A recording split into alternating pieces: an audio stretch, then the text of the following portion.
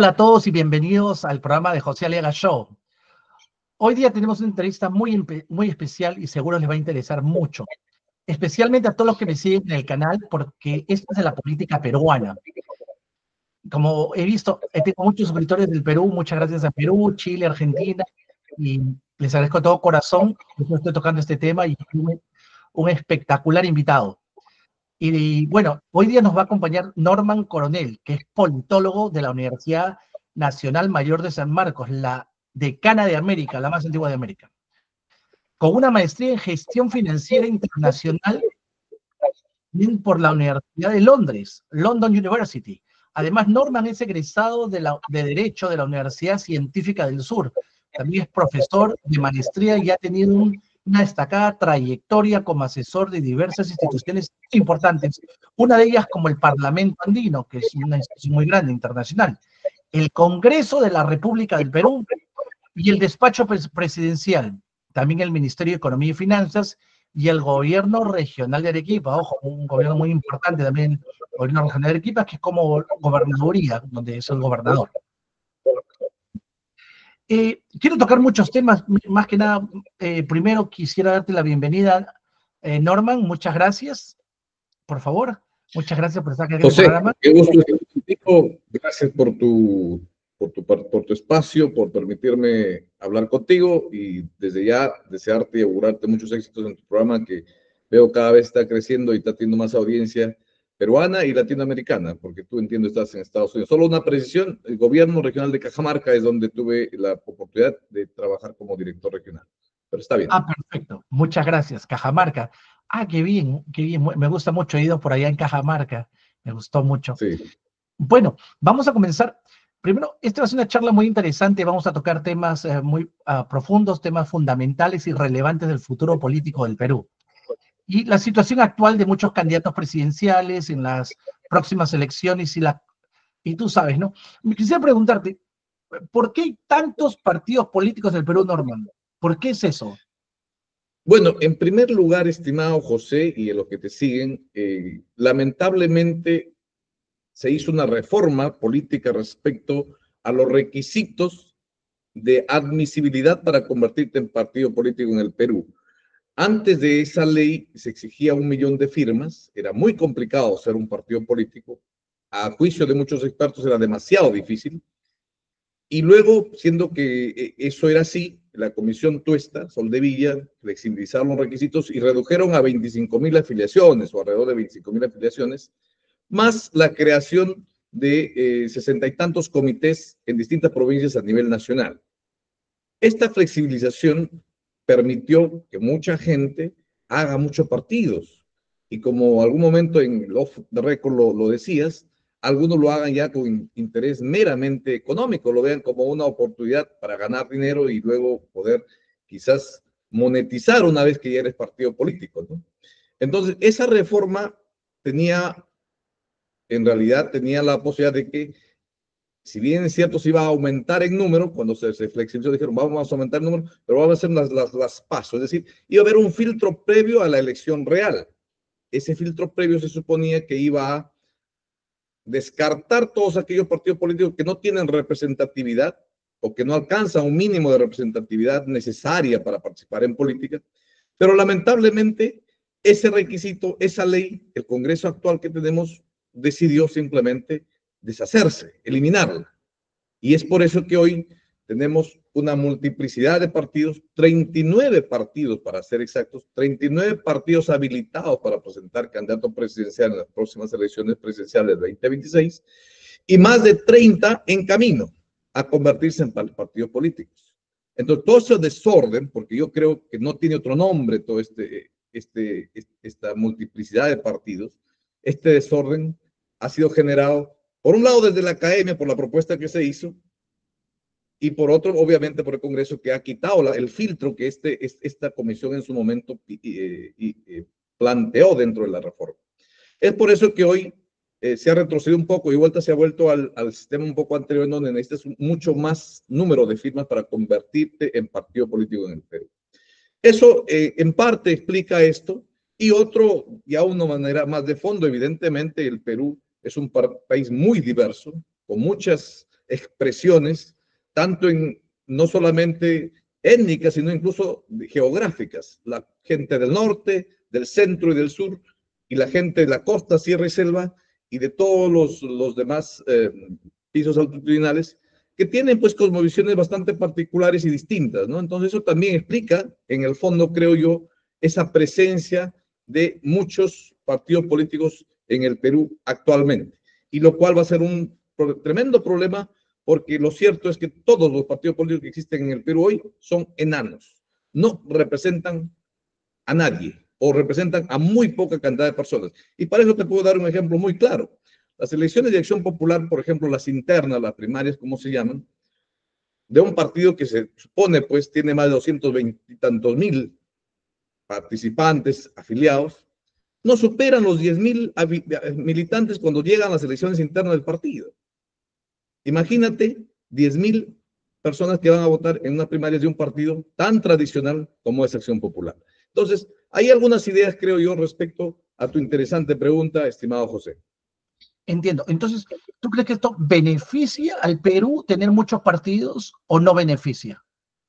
Yo creo que el Perú, con este número de partidos, los peruanos somos los que vamos a perder. ¿Por qué? Porque no es posible, humanamente posible, pensar que la gente va a tener que escanear a 45, 50 personas solamente para presidencia de la República. Y luego si tú vas a nivel de Senado, a nivel de diputados, porque va a haber Cámara de Diputados y Cámara de Senadores en las próximas elecciones, entonces va a ser prácticamente imposible que con tanta oferta electoral la gente decida de la mejor manera. Evidentemente, tampoco creo yo que un sistema bipartidista como el que ustedes gozan en Estados Unidos sería el más adecuado para el Perú, porque como dije, es un país muy diverso y evidentemente deben las diversas manifestaciones y expresiones culturales del Perú estar representados en el Parlamento, pero sí es obvio que el número de lejos es exagerado y no permite pues que la democracia funcione como uno quisiera, no permite esa multiplicidad tan grande, no permite que el elector, que generalmente no tiene mucho interés además en esos temas políticos, pueda tener un razonamiento muy fuerte, muy ponderado a la hora de votar, con una sábana electoral que es la que tendrá al momento de emitir su voto, ¿no? Claro, justo eso quería decirte. Dos cosas. Una, por ejemplo, has tocado un buen tema porque dices, no, muchos partidos, pero tienen que pasar, creo, 5%, ¿no? Para que sean, conserven su validez como partido en la próxima elección, o ya desapareció esa ley. Porque si son 39 o 40 o más de 45 partidos, la 100%. valla electoral se mantiene, estimado José, la valla electoral se mantiene, va a ser un porcentaje, si mal no recuerdo, el 5%, como bien lo mencionas, pero el problema es que la valla electoral es para aquellos partidos que pasan, obviamente. Es decir, los partidos están habilitados ahora para participar, son 39. Seguramente para abril llegará a 40 y tantos, 45, 50 partidos. Cada uno de estos partidos va a tener la posibilidad de participar. Evidentemente, si pasa la valla electoral, y ahora también hay una reforma encaminada en ese sentido, en el sentido de que si tú te alías con 1, 2, 3, obviamente se tiene que sumar, aumenta la valla electoral, ya no sería 5, sino sería 6 o 7, de acuerdo a la nueva ley, ¿no? Entonces, hay otro requisito que probablemente va a permitir que se filtre otra vez a un número mucho más reducido, ¿no? Pero a lo que voy es que vamos a tener partidos que hoy en día ningún partido representa más del 10%, estimado José. Entonces, quienes pasen realmente, aun cuando pasen la valla electoral, algunos que van a pasar obviamente 10 o quizás probablemente 15 partidos que pasen la valla electoral, estos partidos tampoco realmente representan el Perú, representan a todos los ciudadanos del Perú profundo, de todo el país. Entonces ahí se tiene que trabajar duro por mejorar la representatividad, sobre todo la funcionalidad de los partidos políticos. Tú sabes que en el Perú alrededor de 70 millones de soles cada año y se reparten a partidos políticos, o 70 millones en los 5 años, perdón, si mal no recuerdo. Pero son 70 millones de soles que el Estado pagamos de nuestro bolsillo para que los partidos políticos inviten a nueva gente, capaciten a los jóvenes, les hagan que se interesen en la política, pero sin embargo hemos visto muchos partidos políticos tradicionales, algunos que están incluso supuestamente liderando encuestas, que lo que han hecho con ese dinero, gran parte es capacitarse ellos mismos. los que ya han sido congresistas y hoy dominan, se han pagado maestrías fuera del país. Entonces, hemos llegado a ese nivel en donde pensar como en inglés se llama entice, ¿no? En invitar, en llamar, en convocar a los jóvenes hacia la participación activa dentro de los partidos políticos, no se da, pues, no se ha dado, y los recursos que el Estado pone anualmente, que todos ponemos de nuestro bolsillo cuando pagamos nuestros impuestos para que se mejore la representatividad, simplemente no está siendo fiscalizado adecuadamente, no se sabe realmente en qué se gasta de manera puntual, y la mayoría de gastos están en consultorías que sabe Dios si es que se han dado o no. Entonces, hay un desorden, hay un desmadre en ese sentido a nivel de el fortalecimiento de partidos políticos que, pese a que la ley les otorga dinero, como te digo, simplemente no se está cumpliendo los fines y los objetivos que debiera tener. Claro, una de las cosas que también he notado allá la elección de los, ahora va a haber dos elecciones, creo que va a haber bicameral, ¿no? El Congreso. En la elección va a ser bicameral, se va a votar para diputados y para senadores, lo cual me parece bien, y creo que pocas personas que conocen muy bien el tema estarían en desacuerdo. El único problema ha sido, creo yo, el tema de la bicameralidad, la oportunidad en la que esta se ha dado, ¿no? Hace muy pocos años atrás, hubo un referéndum al respecto en donde contundentemente, con altísimo nivel de apoyo, se rechazó la bicameralidad en el Perú. Ahora, este Congreso ha revivido la bicameralidad, ahora es ley, obviamente se tiene que implementar la bicameralidad, y esperemos que esta bicameralidad cumpla el objetivo, porque ciertamente nuestra tradición como país es una tradición bicameral.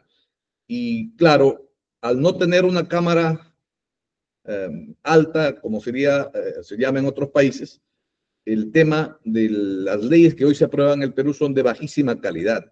Y prueba de ello es que el mismo Congreso a veces ha sacado leyes recientemente y ellos mismos en un periodo corto de tiempo han tenido que retroceder respecto a esa misma ley. Entonces, la Cámara de Senadores es una cámara importante, siempre y cuando obviamente se garantice que quienes están ahí en la Cámara sean realmente personas de altísimo nivel académico, intelectual y de catadura moral intachable, ¿no? Porque ese es otro problema. Nadie controla ese requisito, quiénes deben ser los candidatos. Entonces, mientras tú no cambies esos mecanismos para que se exija y se garantice que los partidos políticos ofrezcan candidatos de una catadura moral y de una experiencia académica, trayectoria profesional limpia, transparente, entonces es casi imposible decir que ese Senado realmente va a mejorar en gran parte la gobernabilidad y el balance de poderes que debe haber en el país, ¿no? Claro, y dime, ¿los senadores van a ser proporcionales como Estados Unidos? Es decir, 2 senadores por cada estado y la Cámara de Diputados es de acuerdo a la población. Por ejemplo, aquí la Cámara de Representantes es de acuerdo a cuánta población es, pero la Cámara de Senadores le da igualdad a todos los estados, tengas pocos pobladores o muchos, tienes 2 senadores por cada estado, a eso le da igualdad en el Senado, pero en la Cámara Baja, la Cámara de Representantes, que sería como la Cámara de Diputados en Perú, sería por población. Tiene mayor representación el que tiene mayor población. De esa manera, el que tiene más población tiene mayor representación. ¿Así es en el Perú o es diferente? En esta oportunidad, en esta elección, sería simplemente uno por cada región y luego los demás en función proporcional al nivel poblacional. Se espera que eso se vaya ajustando con el tiempo porque para la siguiente elección, y la ley también está establecida, se tendrá que ajustar tanto, sobre todo los diputados, por ejemplo, de acuerdo al nivel poblacional, ¿no? En Perú, hay que ser francos, también es un país subrepresentado, comparado sobre todo con nuestros pares latinoamericanos.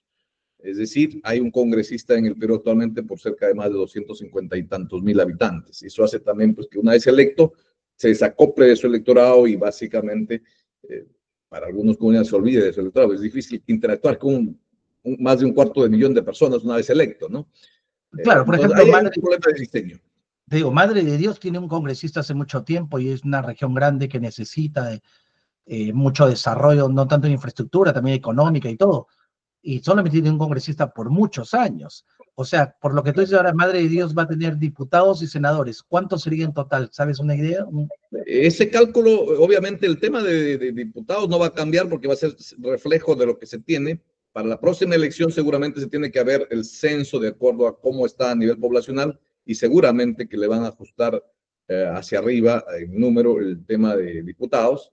Y el tema de senadores, bueno, pues, también está para verse, el cálculo no está claro todavía a qué región le va a corresponder cuántos senadores, eso está todo en proceso. Seguramente que en los 3 meses que queda ya se tendrá medianamente claro qué regiones tendrán 2 senadores o 3.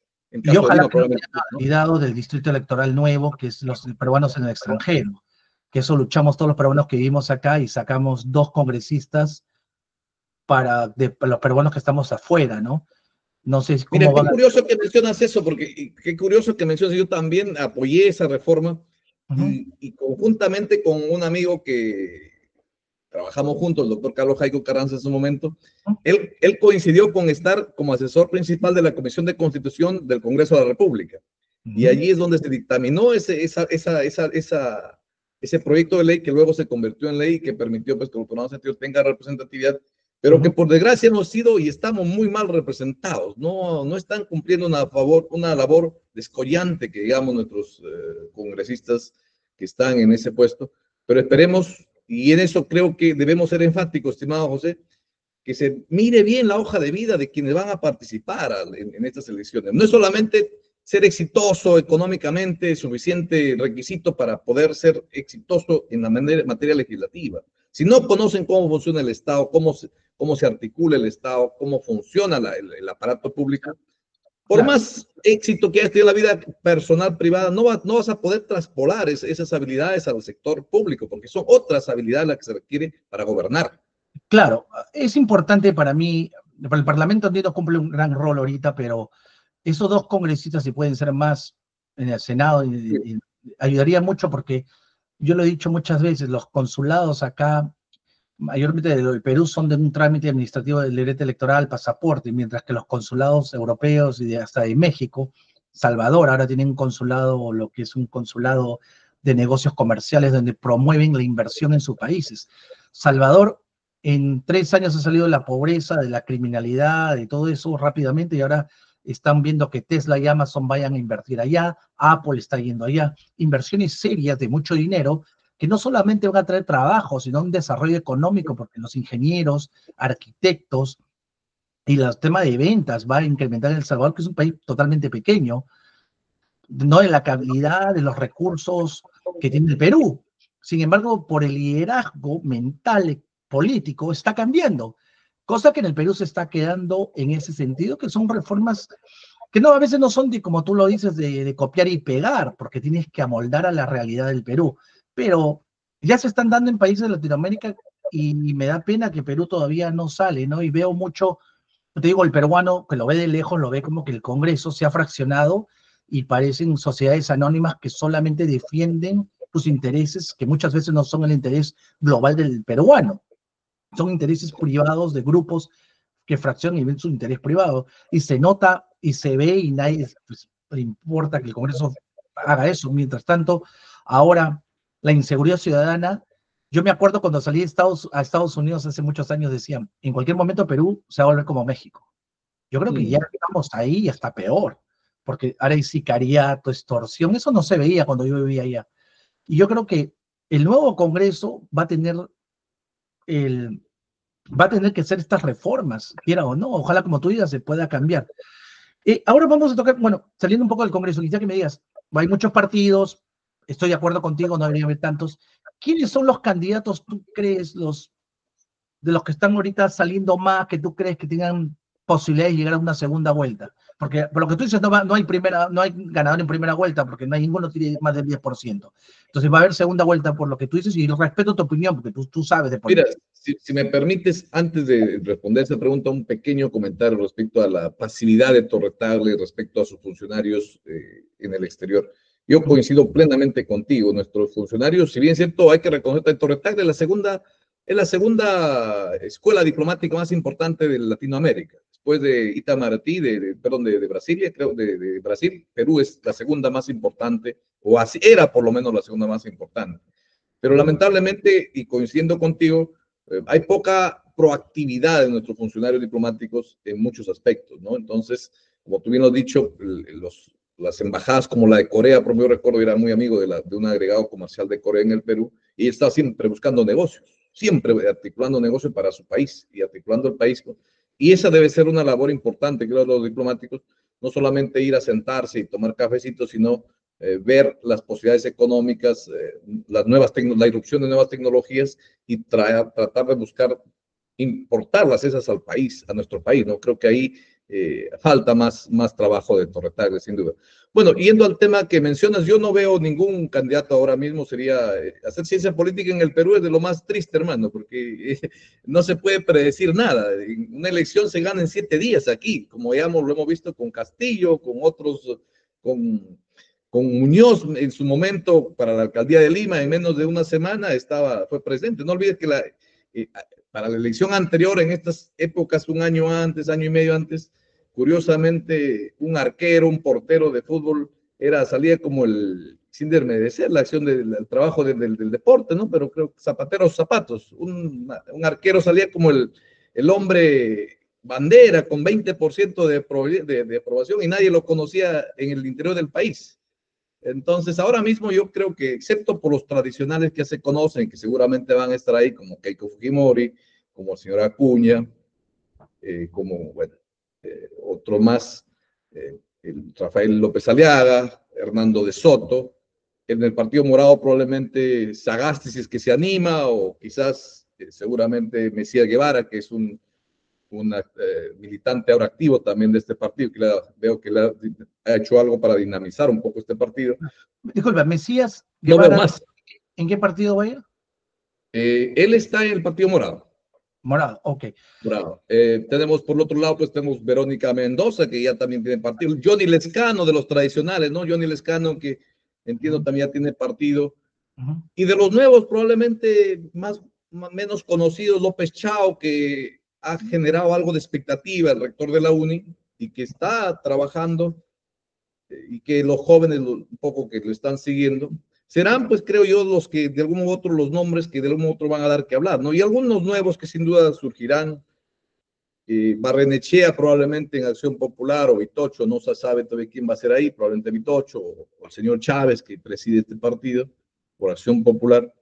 Entonces, más allá de eso, no hay una sola figura que realmente haya hasta ahora, creo yo, que haya captado toda la atención de los peruanos. Caramba, este va a ser realmente nuestro Adalid, ¿no? Es cierto, mira, tienes un gran punto, porque siempre lo que he notado yo, al menos desde el comienzo, desde muchos años que vivo en Perú, porque a mí me encanta la política, el que va liderando las encuestas de enero o de diciembre, un año antes del tiempo electoral, a febrero, nunca gana la elección. Nunca gana. Nunca gana. No recuerdo uno que haya ganado. Nunca gana. Desde que yo recuerde. Ya. Igual. Ahora último, el figura nueva gana. Y es porque no tiene muchos enemigos, es porque no le pueden rebuscar rápidamente la prensa rápido, entonces aparece y gana, ¿no? Es lo que noto. Pues eso pasó con Pedro Castillo. Apareció un momento y la gente, no, pues, al menos la gente de Lima lo mira, no, pues, de Costa lo mira, no, ¿qué va a ganar? Y llega a segunda vuelta con un 10.5, ¿no? Porque los que pasaron a segunda vuelta era casualmente porque habían 13, 14 partidos, y pasan con menos de 15% 2 partidos. Perú Libre y Keiko. Ok. Y bueno, ahí decían que... Pero 15% de los válidos, imagínate, del total de la población es menos. O sea, si realmente mides el total de la población electoral, porque 25% no votó, no supera en el 10% ninguno. Claro. Por ejemplo, de los que quedaron, o sea los que supuestamente deberían repetir la segunda vuelta, sería Keiko, entre Hernando de Soto o López Aliaga. Entre esos tres debería, supuestamente, lo que pasaba antes, ¿no? Alan no ganó, pero después se agarró con Humala, y ya, después Humala no ganó, después Humala le tocó, ¿no? Agarró Humala con no sé quién le tocó, a Keiko, pues. Y Keiko perdió 3 veces, las últimas 3, ¿no?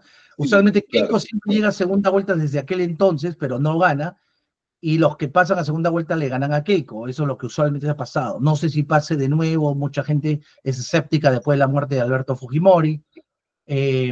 Vamos a ver qué pasa, por eso digo, pero puede aparecer este nuevo outsider nuevamente, que puede ser en cualquiera... Solo necesitas un 7%, te das cuenta, o sea, es tan fácil, a diferencia de otra, Ahora sale alguien, llega a 6, 7, 8% y ya estás en segunda vuelta. Entonces, todo Claro, puede pasar. Yo lo todo que puede sí veo, poca posibilidad de quizás a Hernando de Soto, incluso a mismo a Rafael López Aliaga, porque su gestión en Lima no está siendo de las mejores y Hernando de Soto lo veo ya eso, como octogenario, creo, ya también le pesa y la campaña en el Perú es fuerte, ¿no? Eso es bien interesante lo que acabas de tocar, porque eso no pasa en Estados Unidos. Por ejemplo, que aparezca un candidato que no haya hecho absolutamente nada. Por ejemplo, Pedro Castillo. Ok, Pedro Castillo, que era gestor, no lo era. Era empresario Nada. exitoso, no lo era. Podía mostrar alguna administración pública de éxito, tampoco. Su maestría en la César Vallejo era cuestionada. Y cuando él mostraba esa maestría, y las personas que hemos ido a la universidad lo escuchas hablar, y dices, no, este no suena como que ha hecho una maestría. Una maestría de libros, tienes que, o sea, una maestría te toca, a mí me ha tocado, como a ti, seguramente nos toca, Claro, una claro. maestría, y tú hablas como que es un doctorado, ¿no? Entonces, pues un académico, ¿no? Entonces no notaba, pero conectó con un cierto sector que lo ayudó a pasar la primera y segunda vuelta con éxito. Entonces, y a mí me preocupó porque era el bicentenario, donde yo antes de que empecé esa elección, yo pensaba, el bicentenario van a escoger pues a un tipo muy preparado, con una mentalidad globalizada. Este es un momento donde el Perú dice, sabes que ya me cansé de tanto, igual elegir a un tipo que, algo como el currículo de PPK, pero más joven, pero que sepa administrar y me pueda dar un mejor futuro. Y cuando entra comunismo, dije, wow. Y como la gente se quedó y dijo, ¿qué está pasando, no? Entonces, no sé qué pasa en este año, espero que, porque, ¿sabes cuál es el miedo que siempre hay? Creo que es, por ejemplo, en Estados Unidos el voto no es obligatorio, que esto es un país, primera potencia, no es primera potencia del mundo, la primera potencia del mundo. ¿Cómo es? El voto es opción, tú te inscribes para votar y si quieres votas, si quieres no votas. Claro, En el claro. Perú, los chicos de este momento que tienen 16, 17 años, que los ves ahorita caminando, ¿no? Ellos van a votar en la próxima elección, porque van a Sí, estar a ver, aptos a cada votar. año sumamos algo de 400 a 500,000 jóvenes que van se convierten en electores, ¿no? Eso es así. Ahora, el problema es, la pregunta es, estos muchachos, estos nuevos jóvenes que es el futuro del Perú, ¿están listos para votar? Es decir, saben de economía, saben de que ellos tienen que mantener económicamente, que el Perú tiene que tratar de en algún momento de llegar a ser una potencia económica, porque lo tiene, siempre lo tuvo y nunca lo quiso ser, que es la verdad. Siempre votamos para no querer ser lo que potencialmente podemos ser, pero votamos para no serlo. Es lo que pasa. Entonces, ese es el problema, uno de los problemas, porque si el elector está capacitado de votar, votaríamos por buenos líderes y buenos cuadros también en el Congreso, porque ¿qué vale que tengas al mejor líder en este momento si es un Congreso que lo va a destruir y lo va a vacar? Entonces, y eso está Claro. pasando en los últimos 10 años, entonces, ¿no? Yo creo Pero, que ahí, si me permites, ahí son tres cosas que debemos instar a la gente en mirar. Uno es trayectoria profesional, porque no se puede esperar que alguien que no sabe nada, como nos pasó con Castillo, pueda hacer una buena gestión. Era obvio que no iba a hacer nada útil. Dos, que tenga una trayectoria profesional limpia, que no tenga, que no haya estado denunciado por robarle al Estado. Hay mucha gente que ha robado al Estado, ha sido sentenciado y ahora va a poder ser candidato. ¿Eh? Cuidado. Y tres, que evidentemente quiera al Perú, hermano. claro, Son era tipo, fundamentales. o sea, hay muchas decisiones que yo me rompo la cabeza por qué han hecho eso está mal, no debieron haber hecho esas cosas. Y no benefician al Perú, ¿no? Por ejemplo, aquí en Estados Unidos nunca hubieran vendido los aeropuertos al extranjero, se hubieran quedado siempre acá, ¿no? Hubieran manejado la infraestructura mejor, mantenido los mercados para que el empresario peruano salga adelante, ¿no? Pero al contrario, el Perú regala, vende nuestras cosas que son de nosotros a precio gana, bueno, ese es otro tema, pero bueno, me has dado una buena muy impresión, o sea, ¿tú crees que en la segunda vuelta aparezca un outsider o crees que entre los candidatos tradicionales puede haber alguno? ¿Cuál crees tú? Yo creo que es demasiado temprano para poder tener una claridad al respecto. Esperemos que, yo creo que dentro de los que hemos mencionado, alguno que otro por lo menos hay algo de experiencia en el manejo de la gestión pública. Veremos qué pasa, pero también estamos expectantes qué va a pasar con los nuevos partidos políticos que traerán y que seguramente ahora mismo están tratando de apuntar a sus candidatos, ¿no? Porque no todos los candidatos son conocidos, de los que hemos hablado no son ni 10, mira, estamos hablando de 39 partidos políticos. Esperemos en el fondo que haya una gran coalición quizás de centro, que pueda aglutinar unos 8 o 9 partidos y de ahí surja un candidato de consenso que pueda amalgamar a un grupo importante, porque creo que el Perú, o sea, la clase media en el Perú existe, no se manifiesta mucho, pero existe, y tranquilamente podría dar una buena sorpresa en una elección nacional si es que se alían, pero eso va a pasar porque obviamente los intereses personalísimos de mucha gente que tiene se pongan de lado y el país importa, ¿no? Y aquí no podemos pensar que con el 3% que tengamos vamos realmente a gobernar, porque lo que nos dice esto es que no importa quién sea gobierno, el próximo periodo de gobierno va a ser un desmadre, porque no va a haber un partido fuerte, una mayoría fuerte, y la atomización que va a estar representada en el Congreso va a ser el caldo de cultivo para todas las peleas y todos los problemas que hoy mismo lo estamos viviendo, pero con más profundización probablemente.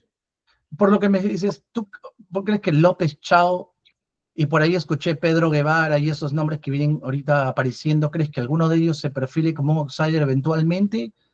¿O va a Vamos ser a ver, yo creo la que gente López Chao es una persona académica preparada, tiene experiencia como rector, no tiene mucha experiencia como político, que es distinto a veces, pero veremos. Pedro Guevara empieza también a ser conocido, como dije. Vamos a ver qué resulta de sus propuestas, cómo cimenta su propuesta en estos meses que vienen. Ya lo dije, ¿no? El partido de Johnny Lescano, quieras o no, también tiene alguna gente que lo sigue. Eh, no sé si le alcance, no sé si le alcance. El Partido Morado que está todavía con si Sagasti entra o no entra, o si Mesías puede ser el candidato, lo cual quizás podría ser una oferta interesante porque es un tipo también muy preparado, sobre todo en el tema tecnológico, el de las TIC, que tú bien sabes que es muy importante hoy en día. Si no pensamos en gobierno electrónico y en la tecnificación y abrazar profundamente los cambios tecnológicos dentro de la matriz productiva del país, vamos a quedarnos fuera, hermano.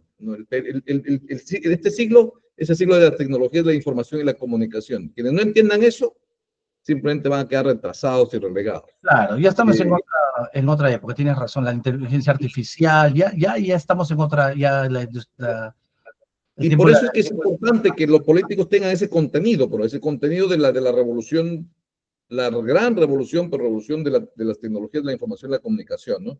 Por ahí Claro, hay otros, obviamente, partidos que están en proceso de inscripción, que también a lo mejor pueden también tener alguna oferta electoral útil, pero tendremos que seguir conversando y viendo cómo se desenvuelve esto para ir analizando pues cuáles posiblemente van a tener más opciones. Ahora mismo creo que de saque cualquiera puede ser presidente.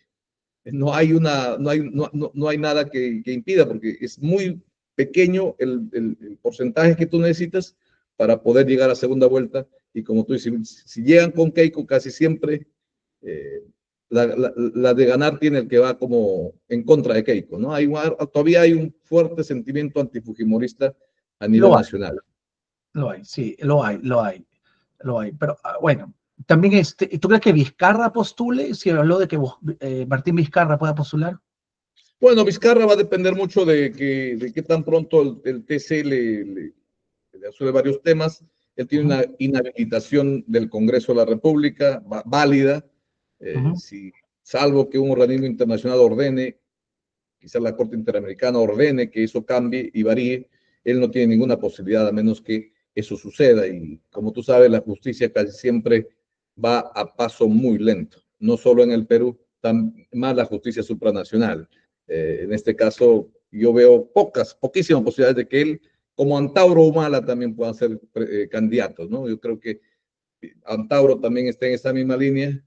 Creo que la Corte, la CUEN va a determinar en contra, va a ratificar la decisión de sacar ese partido del menú político y creo que eso les va a imposibilitar pues estar en el menú electoral del 2026, ¿no? Pero yo sí pienso que si Vizcarra lo dejan participar, es alguien que probablemente, de seguro, también estaría en segunda vuelta, porque no guste o no, puede uno tener diferencias de su gestión, lo que tú quieras, pero en el interior del país a Martín Vizcarra lo quieren. Hay mucha gente que dice, no, sí, nos dio nuestro bonito. el clientelismo que él impuso, el populismo que él introdujo, ha pegado. Y hay gente que por eso lo recuerda mucho. Entonces tampoco hay que desconocer ese hecho real, ¿no? Entonces, yo creo que no lo van a dejar sin duda participar a Vizcarra, ¿no? Entonces, ese va a ser otro problema, ¿no? Entiendo, entiendo. No, sí, entiendo. Vizcarra tiene cierta popularidad, entiendo. Habría que el fujimorismo también demostrar, a pesar que el antifujimorismo tiene un porcentaje que lo ayuda de vez en cuando a pasar segunda vuelta, por lo menos las 3 últimas elecciones. Vizcarra es popular, fue el congresista más votado, es verdad. Bueno, también López Aliaga está entrando por otro lado. Va a estar muy interesante. López Chao se quiere perfilar con Pedro Guevara, el nuevo outsider, y por ahí no. Está todavía muy temprano, como dice, para ver, pero ya me has dado un análisis y una idea de todo el público que está mirando, más o menos quiénes son los candidatos, cuál es la estructura, y probablemente van a haber alianzas políticas, por lo que tú me estás diciendo. Yo creo que sí, porque veo hay un momento fuerte entre el Partido Morado, veo por ahí el PPC, que no hemos hablado también tiene candidato, ¿no? El PPC, El APRA. Partido Tradicional.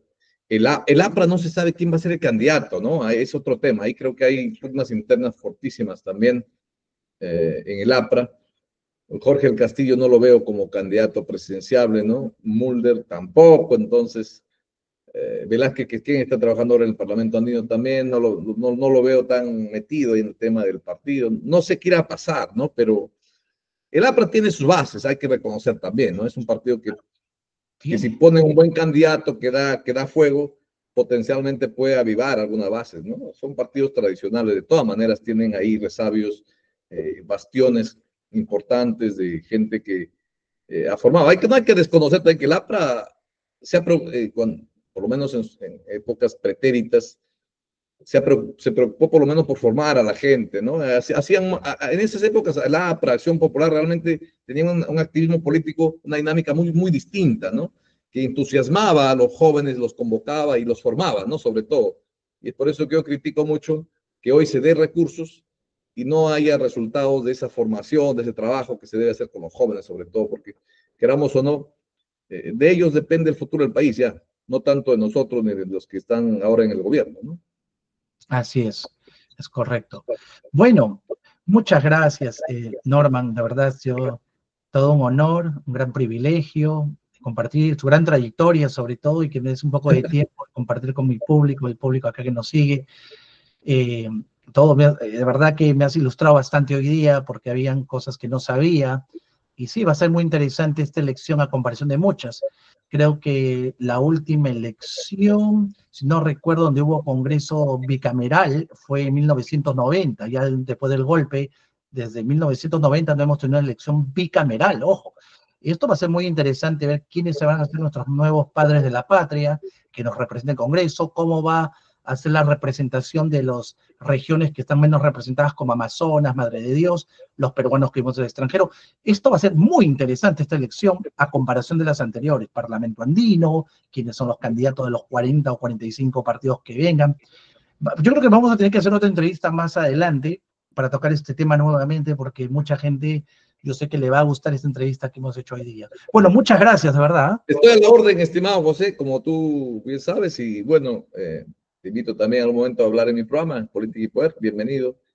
Sí, Y te gracias. felicito, como digo, la única manera de poder, uno a veces piensa que, ¿no? Este trabajo yo sé cómo es, porque también tengo mi pequeño canal, y uno a veces no dimensiona, ¿no? Pero uno, esta vez viajé a Cajamarca y hay mucha gente que me saluda, me dice, oye, muy bien tu programa, siempre te veo, me gusta. Sigue entrevistando así gente que nos desasne, ¿no?